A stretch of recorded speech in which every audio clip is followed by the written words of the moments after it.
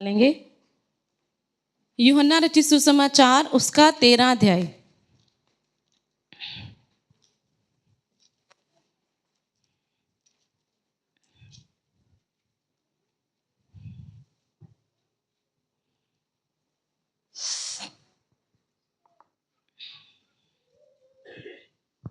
तेरह अध्याय। आइए इस समय हम प्रार्थना करेंगे। धन्यवाद पिता परमेश्वर, प्रभु जी हम आपके चरणों में झुकते इस समय अपने आप को प्रभु जी सारी कलीसिया को आपके पाक और समर्थी हाथों में देते। पवित्र आत्मा परमेश्वर प्रभु प्रार्थना करते खुदावंद, बोलने वाली मैं नहीं परंतु प्रभु जी सच में आपका आत्मा हो खुदावंद। प्रभु जिस तरह खुदावंद अभी प्रभु जी आपकी दासी ने कहा खुदावंद की वचन वहाँ से खुले जहाँ से हमें ज़रूरत है पिता परमेश्वर। प्रभु जी मैं प्रार्थना करती खुदावंद कि आप प्रभु हम में से एक एक व्यक्ति से प्रभु पर्सनली बात करें पिता परमेश्वर। आगे के प्रभु जी वचन के भाग को हम आपके समर्थी हाथों में देते और आपकी उपस्थिति को मांगते। प्रभु जी मैं प्रार्थना करती खुदावंद कि आप एक एक को छुएं पिता परमेश्वर और आप प्रभु जी हमारे हृदयों में काम करें पिता परमेश्वर। ये वचन खुदावंद हमारे हृदयों में काम करने वाला होने पाए। प्रभु यीशु सारा आदर आपके नाम को देते और इस प्रार्थना को आपके नाम से मांगते हैं, आमीन आमीन। अब एक और बात आपको बताती हूँ जो मेरे साथ हुई, जो पर्सनली प्रभु ने मुझे सिखाया। जब बीते दिनों में मैं प्रार्थना कर रही थी अपने पर्सनल टाइम में, अपने पर्सनल क्वाइट टाइम में जब मैं प्रेयर कर रही थी, तो उस समय प्रभु ने पूरा मैसेज मुझे दिया। ये सारा मैसेज जो इस समय मैं आपसे बांटना चाहती हूँ। मैं अक्सर इस बात को बोलती हूँ कि अगर मैं कुछ भी बोल रही हूँ तो वो सबसे पहले मेरे लिए और फिर दूसरों के लिए। मैं उन वचनों को पहले अपने लिए लेती हूँ कि प्रभु मुझसे बात कर रहे हैं, उसके बाद आपसे बात कर रहे हैं। तो प्रभु ने मुझसे इस मैसेज के द्वारा बात की। वैसे आपने देखा होगा कि हर संडे पास्टर जी ही प्रचार करते हैं, अगर हम होते भी हैं तब भी पास्टर जी ही प्रचार करते हैं। तो ये सडन प्लान था कि पास्टर जी को किसी और जगह सेवकाई के लिए जाना पड़ा, पर ये मैसेज मेरे पास 3 से 4 दिन पहले ही आ चुका था। तो मुझे प्रभु के आत्मा ने कहा, या मेरी खुद की सोच हो सकती है कि मैं पास्टर जी से बोलूँगी कि इस संडे मैं प्रचार करूँगी। मैंने ऐसा सोचा कि मैं पास्टर जी से ना ऐसा बोलूँगी। मुझे पता है वो मना नहीं करेंगे कि चलो आप कर लो, पर सर्कमस्टांसेस ऐसे बन गए कि वो यहाँ पे नहीं है, उनको जाना पड़ा। मतलब मुझे एक बात समझ आ गई कि ये प्रभु की ओर से था, ये परमेश्वर की ओर से था, ये मेरी खुद की समझ नहीं थी। मुझे एक बार लगा कि शायद मेरी समझ है, पर ये मेरी समझ नहीं थी, ये प्रभु की ओर से था। प्रभु चाहते थे कि हम कुछ सीखें, मैं कुछ सीखूं। मैं यही कहूँगी कि मैं कुछ सीखूं। प्रभु चाहते थे कि मैं कुछ सीखने पाऊं।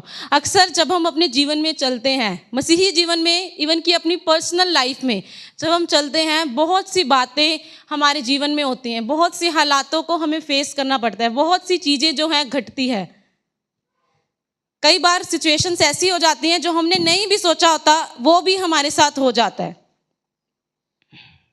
इससे पहले कि मैं आपको वचन पढ़ाऊं, मैं आपको थोड़ा सा ओवरव्यू देना चाहती हूँ।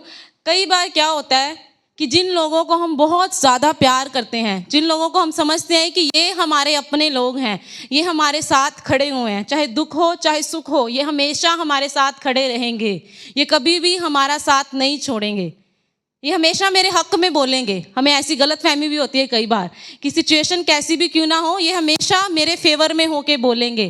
पर दुख उस समय लगता है जब वो जिनको हम बहुत ज़्यादा अपना पर्सनल करके समझ लेते हैं ना कि ये मेरा बहुत अपना है, इसके जैसा दुनिया में और कोई नहीं है जो मुझसे प्यार करे, जब वो व्यक्ति हमें धोखा देता है, उस समय हमें सबसे ज़्यादा बड़ी तकलीफ होती है। उस समय हमें चोट लगती है कि जिस व्यक्ति से मैंने उम्मीद ही नहीं की, उसने मुझे चीट किया, उसने मुझे धोखा दिया। धोखे के लिए एक शब्द यूज़ होता है बिट्रे करना। इसको अगर हम हिंदी में अनुवाद देखें, इसको विश्वासघात करना भी कहा जाता है, इसको धोखा देना भी कहा जाता है, या किसी को गलत रास्ता दिखाना, या फिर धोखे से किसी को पकड़वा देना। इन सारे शब्दों को इंग्लिश में बोलते हैं बिट्रे, चीट करना किसी को। मतलब किसी के सामने आप प्रिटेंड करो कि मैं आपसे प्यार करता हूँ या करती हूँ, मुझे आपकी बहुत चिंता है, मुझे आपका बहुत कंसर्न है, मुझसे ज़्यादा आपको कोई नहीं समझता, मुझसे ज़्यादा आपको कोई प्यार नहीं करता। कई लोग ऐसे होते हैं जिनको लंबी लंबी बड़ी बड़ी बातें, मैं पंजाबी से कहते हैं डींगा मारनिया, जिनको बड़ी बड़ी डींगे मारनी आती है। मैं ये कर सकता हूँ, मैं वो कर सकता हूँ, मैं ये करूँगा, मैं वो करूँगा, पर हमारी पीठ घूमते ही वही लोग हमारी पीठ के पीछे छुरा घोंप रहे होते हैं। ये होता है विश्वासघात करना, धोखा करना। हमें से बहुत से लोगों के साथ शायद हुआ होगा, हमें से बहुत से लोगों ने इसे अपने जीवन में फेस किया होगा। कई बार जिन लोगों पर आपने हद से ज़्यादा ट्रस्ट किया, आपको लगा कि ये ऐसा नहीं करेगा, कभी भी ऐसा नहीं करेगा, पर वहीं से आपको एक बड़ी चोट लगी हो, वहीं से आपको एक बड़ा धोखा मिला हो, एक ऐसा अनुभव जो आपने कभी सोचा ही नहीं कि मेरे साथ होगा, ऐसा कुछ हो सकता है हमारे साथ हुआ हो। एक और इंग्लिश में शब्द यूज किया गया, ट्रेचरी। ट्रेचरी इसको बोला जाता है जानबूझकर धोखा देना। एक होता है कि गलती से हो गया हमसे, एक होता है जानबूझकर किसी को धोखा देना, जानबूझ के किसी के साथ चीट करना।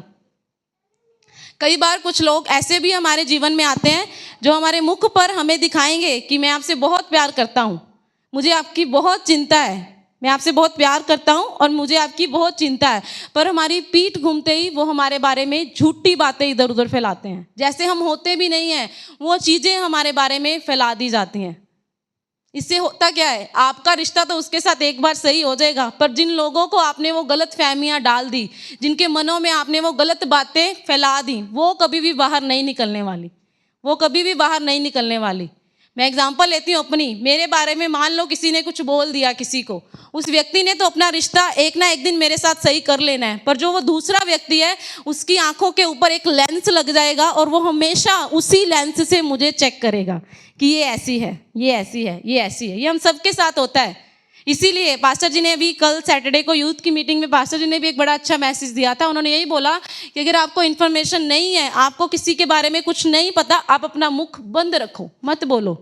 जरूरी थोड़ा है कि आपको कुछ कहना ही कहना है, आपके कोई पीछे थोड़ा पड़ा है कि बोलो ही बोलो। अगर आप नहीं जानते, आपको पूरी इन्फॉर्मेशन नहीं है, आपको अधूरी इन्फॉर्मेशन है, तो अच्छा है कि आप मत बोलो, आप शब्दों का प्रयोग मत करो।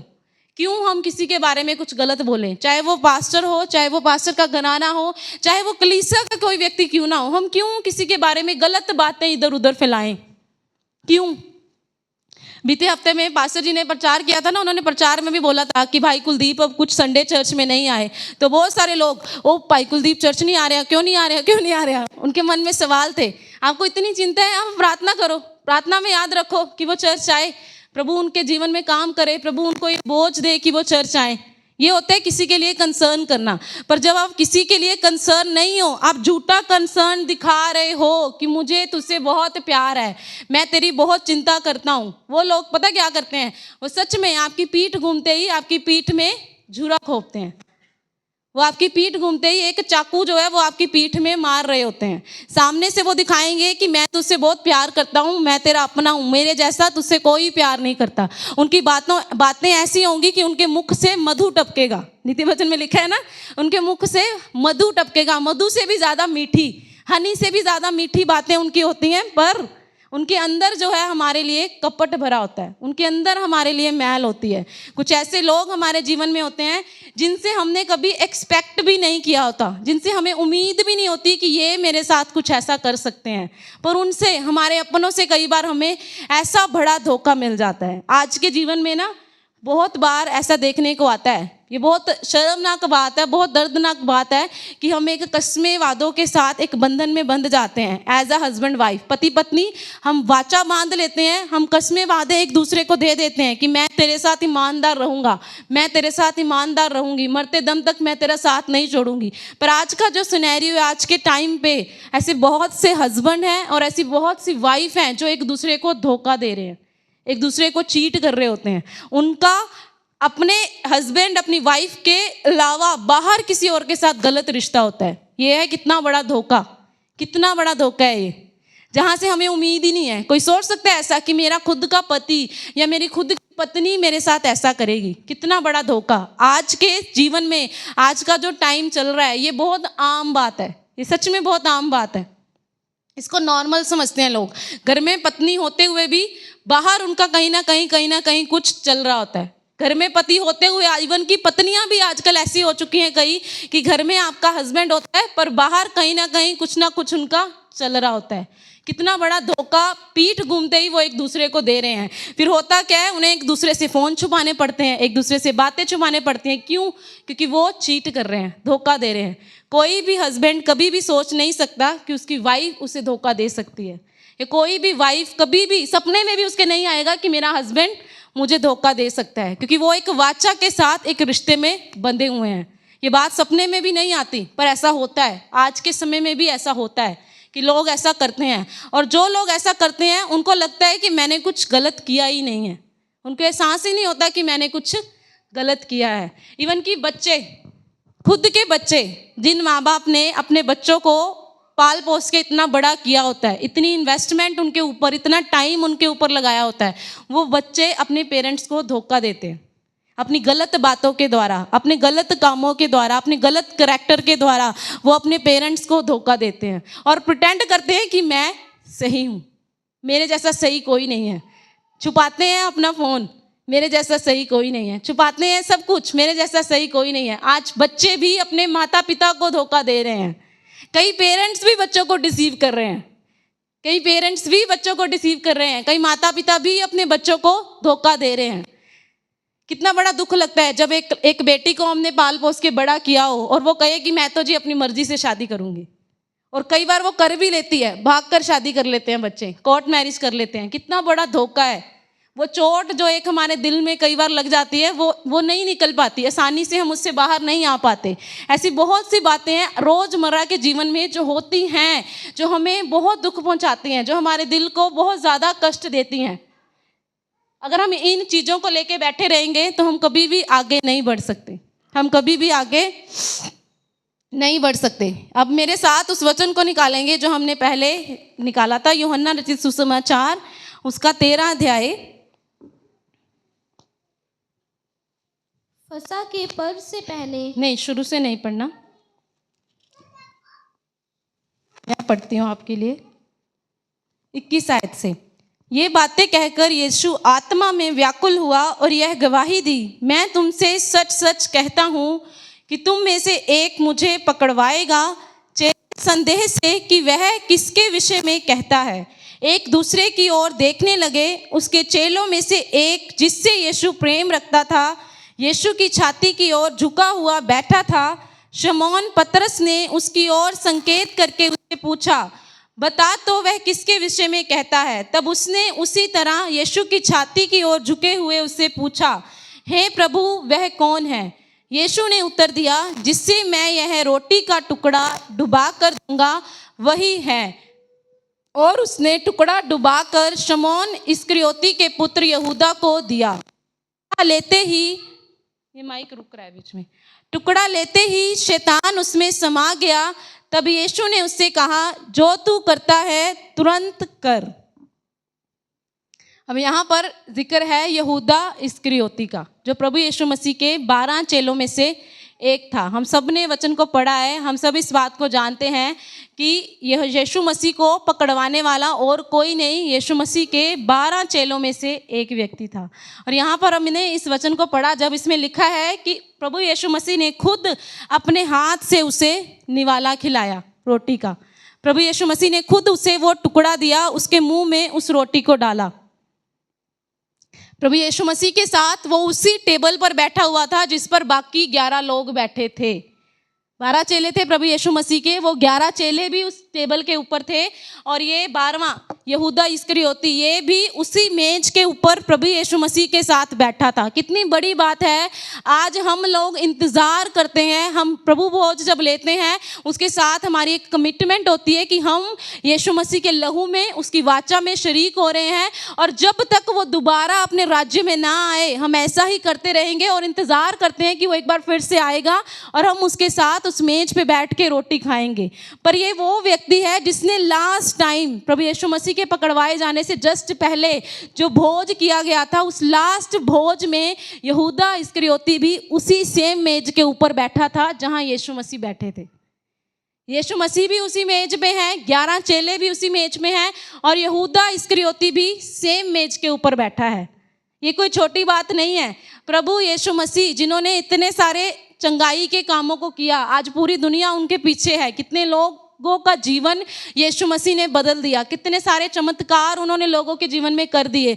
वो खुद पिता का इकलौता बेटा, उसने यहूदा इस्करियोती को वो निवाला खिलाया, उसने उसे वो रोटी मुंह में डाली। आज हमारे मुंह में हम सोच के ही देखें कि प्रभु यीशु मसीह हमें खाना खिलाएं, कितनी बड़ी बात है। उस समय प्रभु यीशु मसीह ने उसे खाना खिलाया, उसके मुंह में वो निवाला डाला। और वही व्यक्ति यीशु मसीह को पकड़वाने वाला था, वही व्यक्ति यीशु मसीह को पकड़वाने वाला था। लास्ट जो सपर, लास्ट जो भोज था, उस भोज में वो व्यक्ति उस टेबल पे बैठा हुआ है यीशु मसीह के साथ, वो वहां पर मौजूद है। इसी सेम वचन को एक जगह और पढ़ेंगे, मत्ती रचित सुसमाचार उसका 26 अध्याय।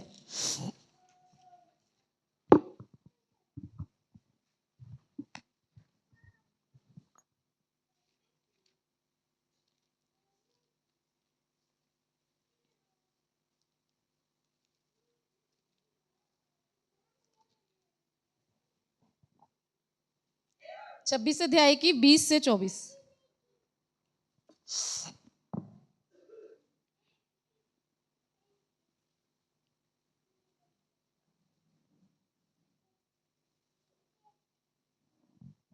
जब सांझ हुई तो वह बारों के साथ भोजन करने के लिए बैठा। जब वे खा रहे थे तो उसने कहा, मैं तुमसे सच कहता हूं कि तुम में से एक मुझे पकड़वाएगा।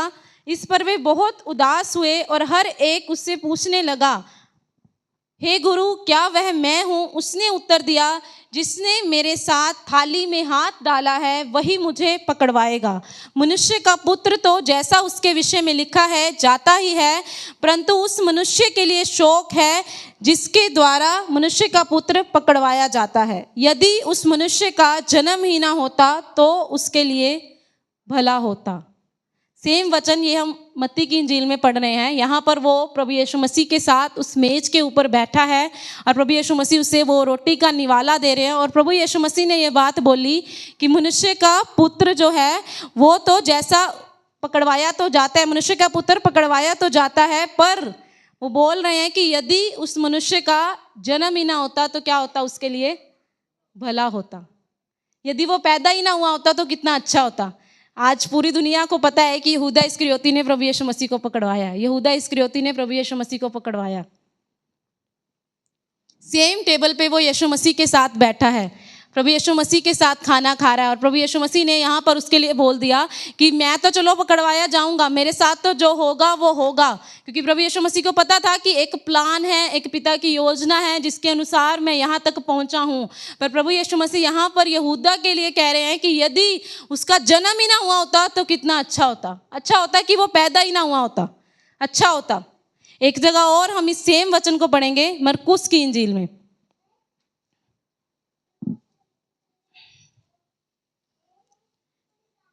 मरकुस रचित सुसमाचार उसका 14 अध्याय 21 आयत।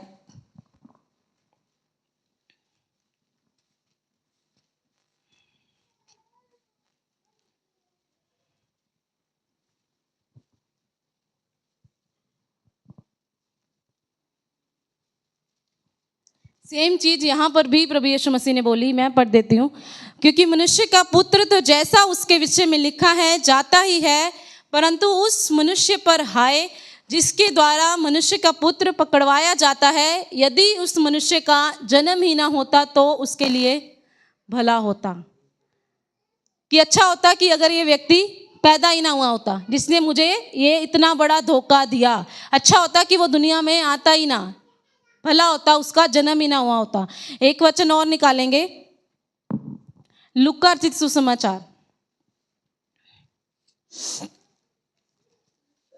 उसका 22 अध्याय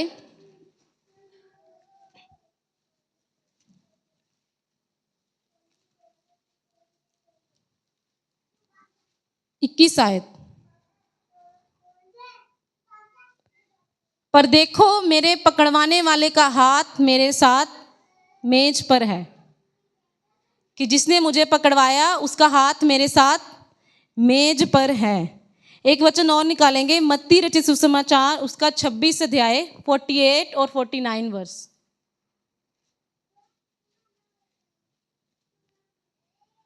मत्ती रचित सुसमाचार उसका 26 अध्याय 48 49।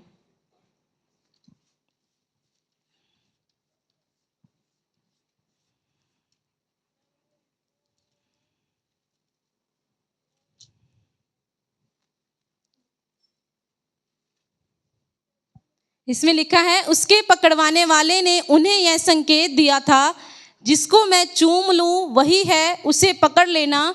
और तुरंत यीशु के पास आकर कहा, हे रब्बी नमस्कार, और उसको बहुत चूमा।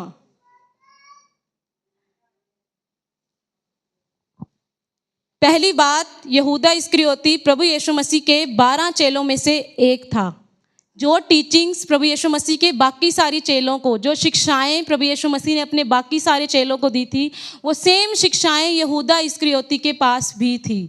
वो लास्ट सपर, वो लास्ट प्रभु भोज की मेज जो प्रभु यीशु मसीह ने अपने चेलों के साथ वो लास्ट फसे खाया, उस मेज के ऊपर वो बैठा था। प्रभु यीशु मसीह के हाथों से अपने उसे निवाला दिया, उसने प्रभु यीशु मसीह के साथ खाया, उसने प्रभु यीशु मसीह की उन टीचिंग्स को सुना, उन शिक्षाओं को सुना। इवन कि प्रभु यीशु मसीह ने खुद अपने हाथों से उसे उस निवाले को दिया।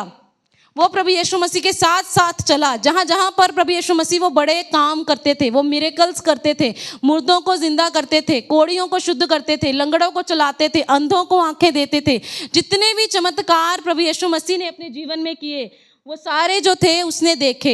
उन सारे मिरेकल्स को जो था उसने वहाँ पर देखा होता हुए, उसकी आंखों के सामने ये सब कुछ हुआ। हर एक चंगाई जो यीशु मसीह ने लोगों को दी, वो सारी चंगाइयों के काम उस व्यक्ति ने देखे, यहूदा इस्करियोती ने देखे। प्रभु यीशु मसीह के 11 चेलों के साथ ये 12वां व्यक्ति भी हर जगह मौजूद होता था। और कितनी बड़ी बात है, प्रभु यीशु मसीह ने अपने चेलों के पैर धोए थे, उनमें से एक यहूदा इस्करियोती भी था। इसके भी पैरों को प्रभु यीशु मसीह ने धोया था। प्रभु यीशु मसीह ने कहा कि जो बड़ा होना चाहता है वो क्या करे, सबका सेवक बने, सबका दास बने, सबसे छोटा हो। इसके भी पैरों को प्रभु यीशु मसीह के द्वारा धोया गया था। प्रभु यीशु मसीह ने इसके भी फीट को वॉश किया था। पर कितने ज़्यादा भयंकर बात है कि 12 में से एक ऐसा व्यक्ति था जिसने प्रभु यीशु मसीह को पकड़वाया। और इसका ढंग देखो पकड़वाने का कितना निराला है। मैंने अभी वचन में से आपको पढ़ के सुनाया कि इसने उनको बोला था कि मैं जिसको जाके चूमूंगा तुमने उसे पकड़ना है। ये प्रभु यीशु मसीह के पास गया और इसने प्रभु यीशु मसीह को बहुत बार चूमा। इसने प्रभु यीशु मसीह को पकड़वाने से पहले बहुत बार किस किया। आज हमारे जीवन में भी जो लोग हमें धोखा देने वाले होते हैं वो ऐसे ही होते हैं, ऐसे ही होते हैं वो। सच में मैंने बोला ना, उनकी बातें मधु से भी ज़्यादा मीठी होती हैं, शहद से भी ज़्यादा चिकनी चुपड़ी बातें वो आपके साथ करते हैं। पर उनके अंदर आपके लिए कचरा भरा हुआ है, उनके अंदर आपके लिए सिर्फ बुराई है, भलाई नहीं है। जैसे इस यहूदा ने किया, ये प्रभु यीशु मसीह के साथ था, सब कामों को इसने देखा, सब कुछ, सारी चंगाइयाँ इसने देखी, उसके साथ बैठ के सेम टेबल पे इसने खाना खाया। और कितनी बड़ी बात है कि इसने एक किस करने के द्वारा प्रभु यीशु मसीह को पकड़वाया। किस जो है, जब हम एक छोटे बच्चे को किस करते हैं तो उसका मतलब होता है कि मैं तुझसे प्यार करता हूँ। पर इसकी जो किस थी उसमें भी धोखा भरा हुआ था, उसमें भी विश्वासघात था। एक किस करने के द्वारा इसने प्रभु यीशु मसीह को पकड़वा दिया। इसकी जो किस थी उसमें भी विश्वासघात था, उसमें भी धोखा था। हम सब कहते हैं कि यीशु मसीह हमारे उद्धार करता है, यीशु मसीह हमारे प्रभु हैं।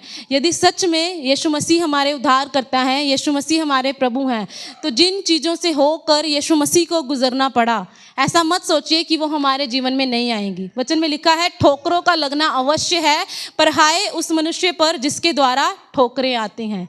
ऐसा नहीं हो सकता कि ठोकरें हमारे जीवन में ना आए, ऐसा नहीं हो सकता कि वो बातें, वो घटनाएं हमारे जीवन में ना घटे, पर उस मनुष्य के लिए हाय है जिसके द्वारा वो ठोकर आती है।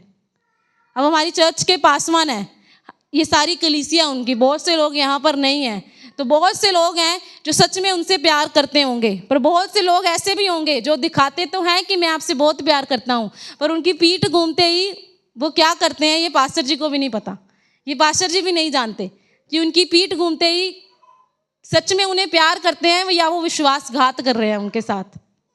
ये पास्टर जी भी नहीं जानते। बीते दिनों में पास्टर जी ने गवाही को शेयर किया था कि जब प्रभु के दास ने लोगों के लिए, जब वो प्रार्थनाएं करते थे, उनके बाहर के वीज़ा लग जाते थे, पासपोर्ट आ जाते थे। जब वो प्रार्थना करते थे लोग गाड़ियां ले लेते थे, पर जब उनकी खुद की गाड़ी आई तो लोग चिढ़ गए, उनको गुस्सा आ गया, उनको बुरा लगा।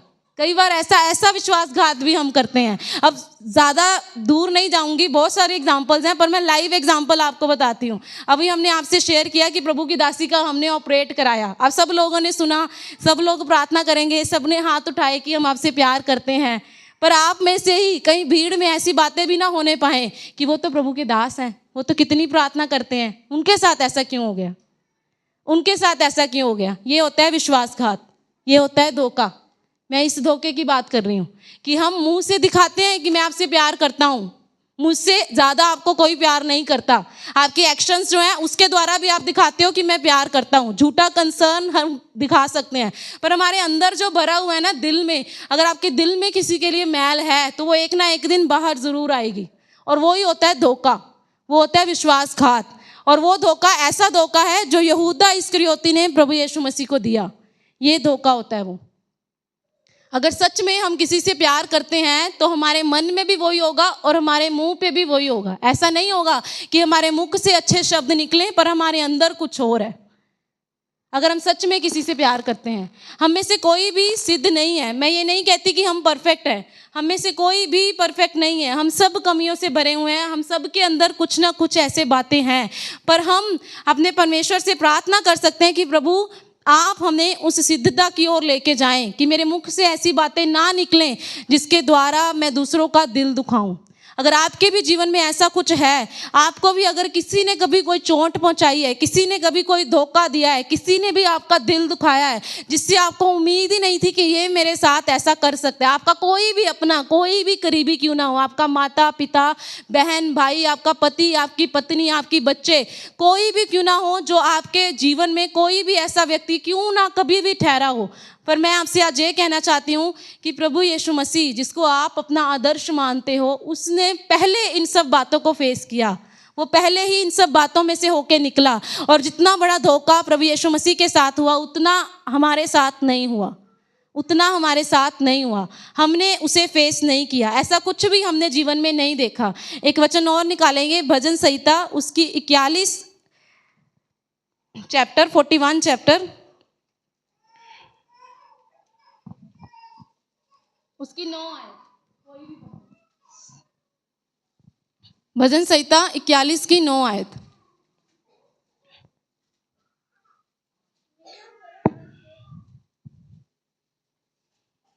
मेरा परम मित्र जिस पर मैं भरोसा रखता था, जो मेरी रोटी खाता था, उसने भी मेरे विरुद्ध लात उठाई है। आमीन। अब यहाँ पर बोला गया है कि मेरा परम मित्र जिस पर मैं भरोसा रखता था, और आगे जो मेरी रोटी खाता था, उसने भी मेरे विरुद्ध लात उठाई है। उसने भी मेरे विरुद्ध क्या किया है? लात उठाई है। कितनी बड़ी बात है। जिस पर मैं भरोसा रखता था और जो मेरी रोटी खाता था, उसने क्या किया मेरे साथ? मेरे विरुद्ध, मेरे खिलाफ में उसने लात उठाई है। वो मेरे विरोध में खड़ा हो गया। एक अनुवाद में इसका देख रही थी इंग्लिश की बाइबल में,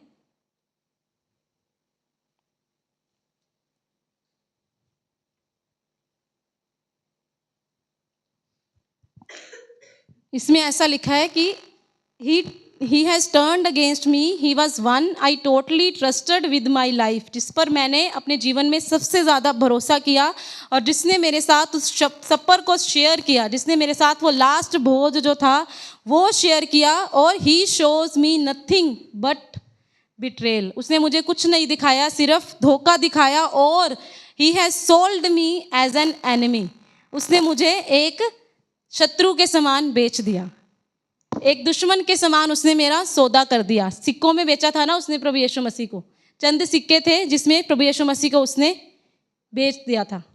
इतना ज़्यादा प्यार करता था वो प्रभु यीशु मसीह से।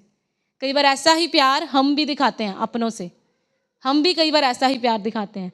वो हम में से बहुत सारे लोग स्कूल गए होंगे बचपन में, हमने अपना टिफ़िन शेयर किया होगा अपने फ्रेंड्स के साथ, एक ही टिफ़िन में खाना खाते हैं।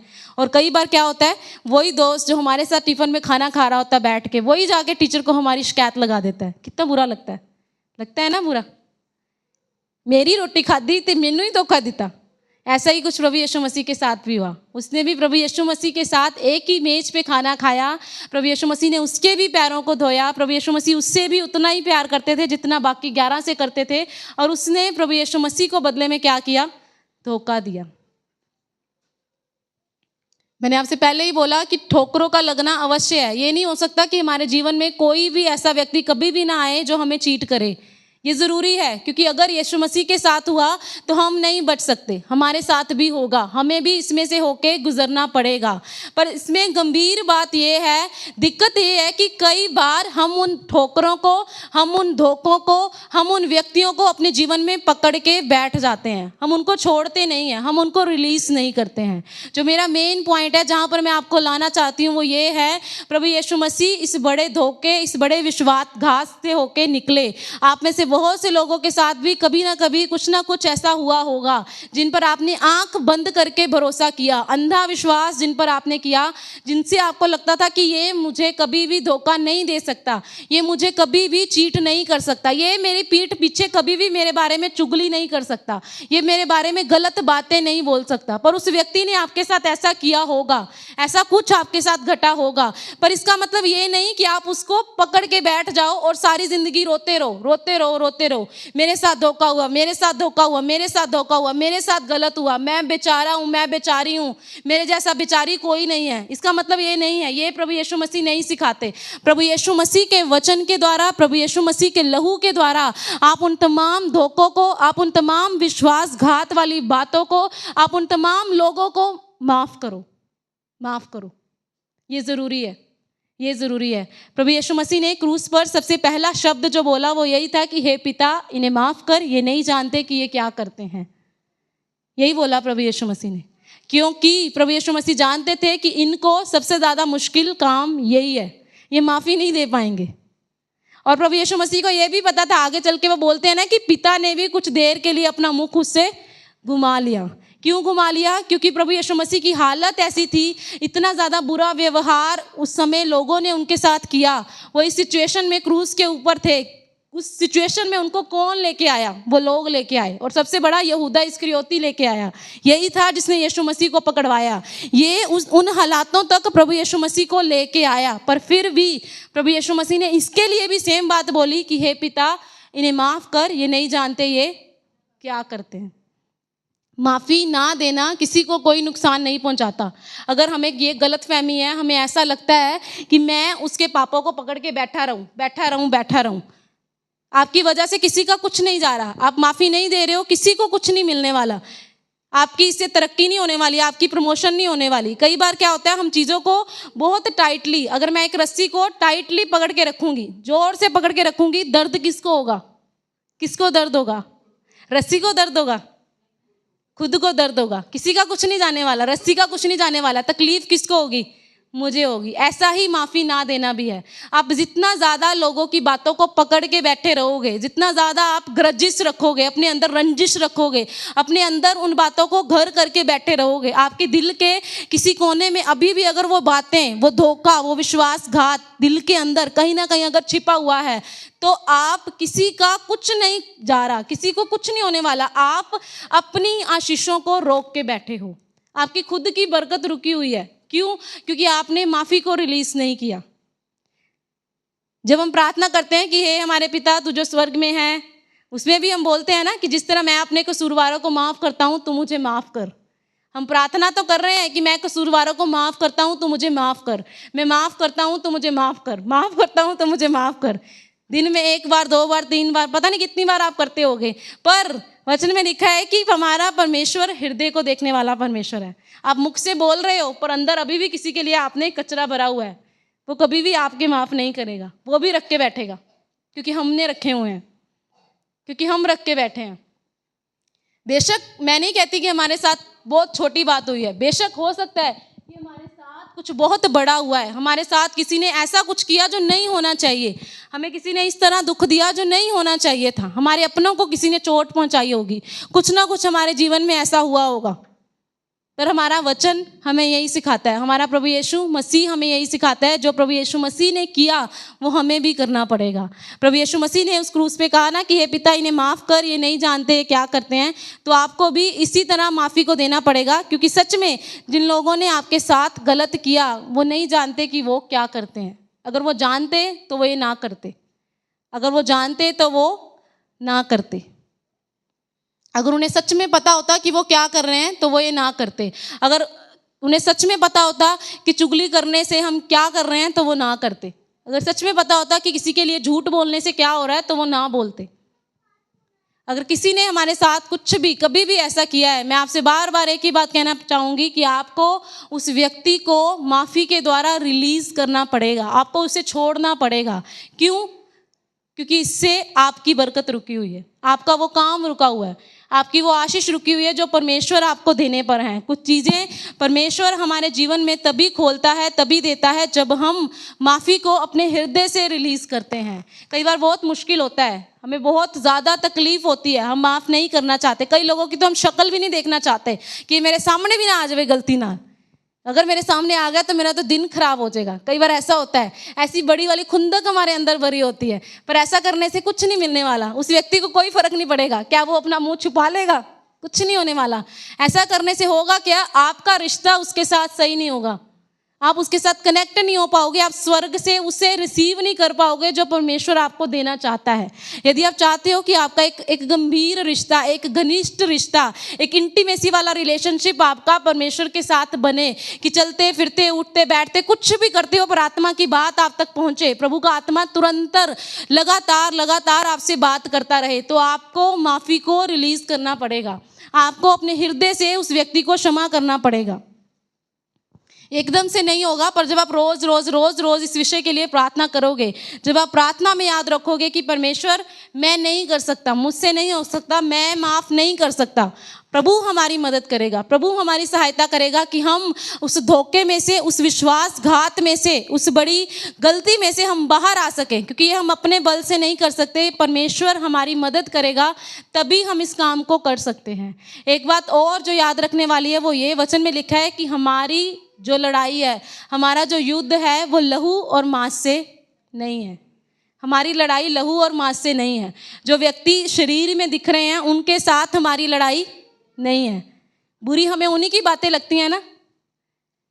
प्रभु की एक दासी है डॉक्टर महिमा, हम बहुत लोग जानते होंगे, पास्टर अरुल जी की वाइफ है। उनकी मैं एक वीडियो देख रही थी, तो उस वीडियो में वो इस तरह बोल रहे थे, कहते कि जो चोट हमें लगती है, जो जख्म होते हैं ना, कहते वो भर जाते हैं, अगर चोट लगी भर जाएगी। कहती पर जो बातें हैं ना, जो लोग बोलते हैं वो बड़ी जोर से लगती हैं। कहती मैं तो कहती उससे भुला नहीं पाती, मुझे तो बड़ी जोर से लगती हैं, आपका मुझे पता नहीं। उन्होंने इस तरह बोला और ये सच बात है।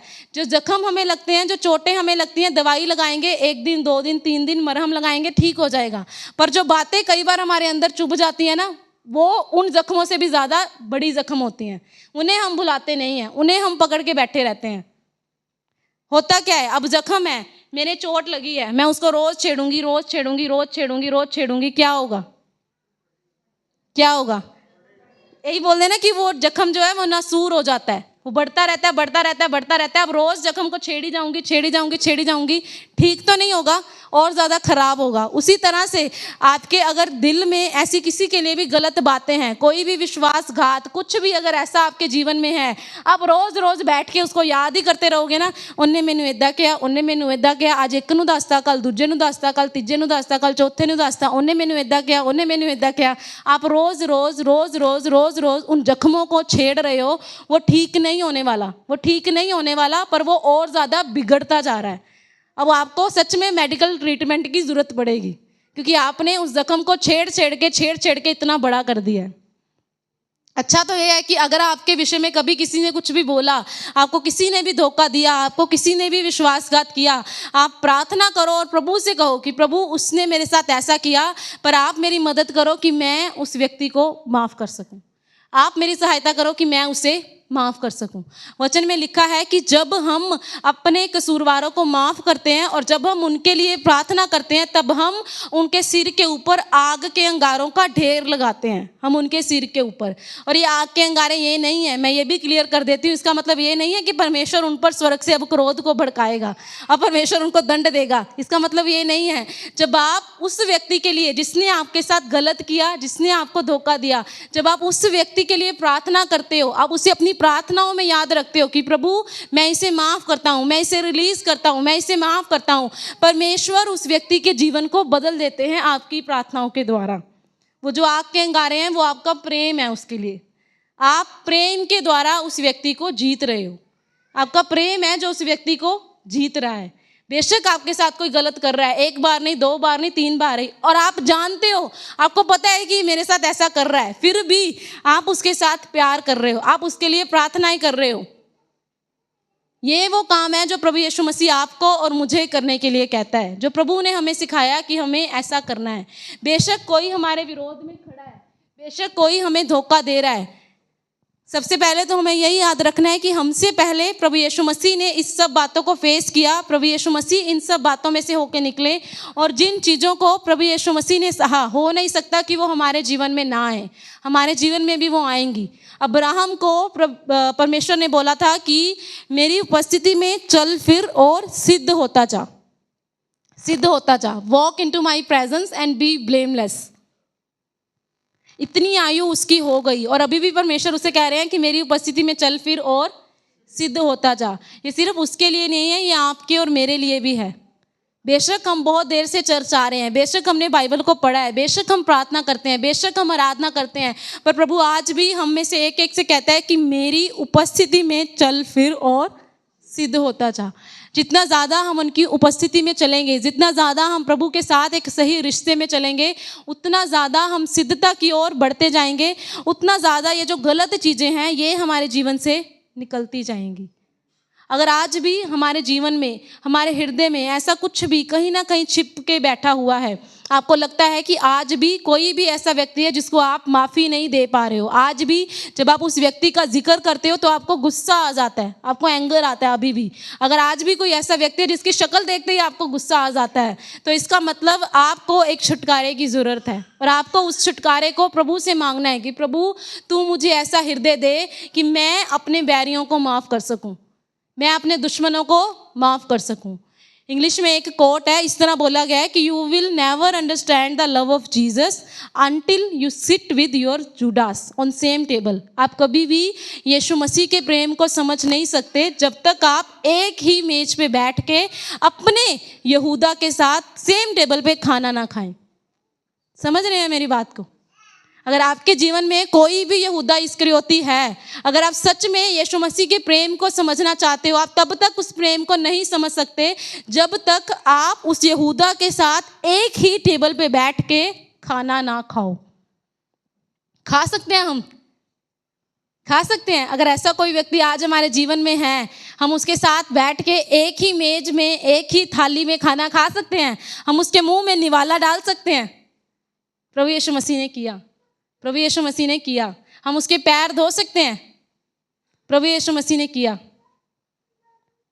प्रभु यीशु मसीह उससे भी उतना ही प्यार करते थे जितना बाकियों से करते थे। यही हमारा प्रभु आज हमें भी सिखाता है कि अगर मैंने माफ़ी को दिया, मेरे साथ कुछ गलत हुआ, अगर मैंने उस व्यक्ति को क्षमा किया, तो हमें भी क्या करना है? क्षमा करना है। वचन कहता है कि दो तो तुम्हें, बाकियों की आवाज़ नहीं आई, दो